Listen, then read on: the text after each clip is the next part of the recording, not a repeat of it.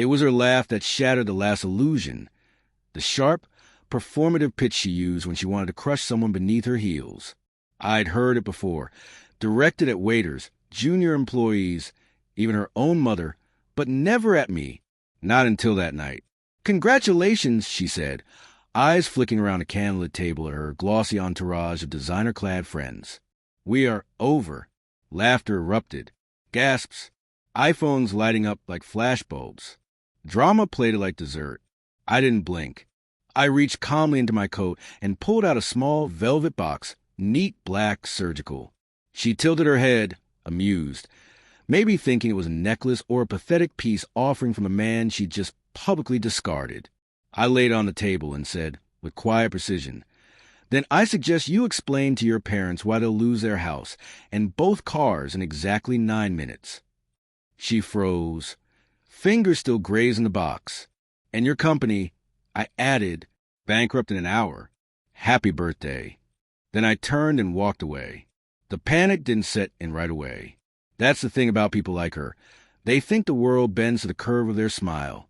It took 7 steps before I heard the chair scrape back. The first, "What the hell is he talking about?" I didn't stop. We'd been married 5 years. She said she loved my quiet, my steadiness. Said I was grounded, real. What she meant was I was easy to control. Her family was old money, not aristocracy, but Beverly Hills elite. Trust funds, yacht shares, conversations over dinner about tax shelters and private schools. Me? I came from nothing. My father died in a factory fire. My mother cleaned homes for families like hers. I built my life from concrete and sweat. I clawed my way through night classes, hustled for every inch. She loved the optics of us. And I loved her back then. I didn't see the decay coming. Not at first. The late meetings. The girl trips that started to happen more often. The way she turned her phone away when I walked in the room. The lipstick she wore suddenly to strategy sessions. The laughter that curved into sneers. The affection that dulled into dismissive taps on the shoulder. But I remember the exact moment I knew. It was raining. She was asleep, her phone resting in her palm. A notification lit up.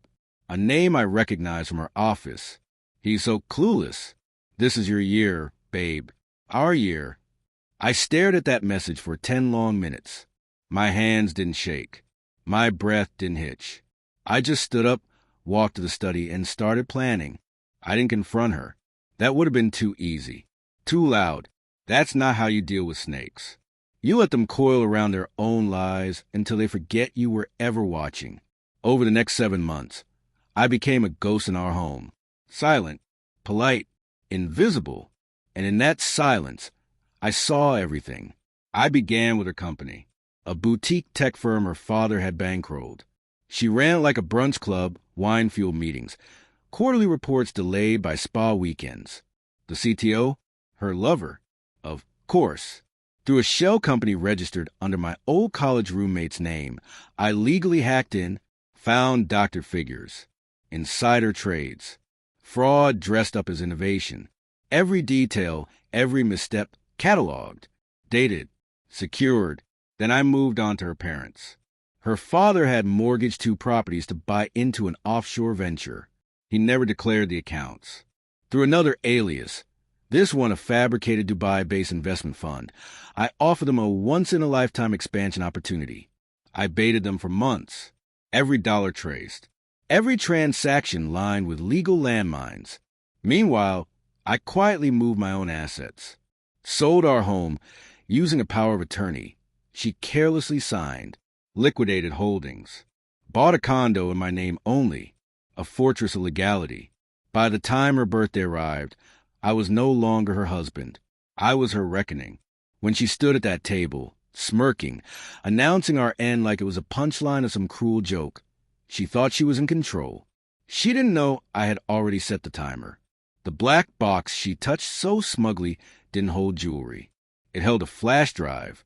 Inside, complete financial documentation, her fraudulent audits, records of offshore accounts, wire transfers to shell firms, an email already scheduled to hit the inboxes of the IRS and FBI, with every receipt attached, a timer embedded in the script, because narcissists always need to see proof. At minute 9, her parents' accounts were flagged, both homes frozen. Within 48 hours, assets seized. At minute 22, her company was hit with a federal probe, a class action lawsuit. The board panicked. Her lover tried to flee. Too late. I didn't have to be there to witness the fallout. I was already home, sipping scotch and watching the city lights flicker through clean glass. 3 days later, she came to my new building, hair undone, makeup streaked, screaming my name into the intercom like it could rewind time. I mean it, okay? I was drunk. Please, we can fix this. I still love you. I let her scream. Eventually, she collapsed onto pavement, curled into herself, sobbing. I watched from behind the curtain, whiskey in hand. No rage, no regret, only peace. They say revenge doesn't bring closure. They're wrong. This wasn't rage-fueled destruction. I didn't burn her world in a fury.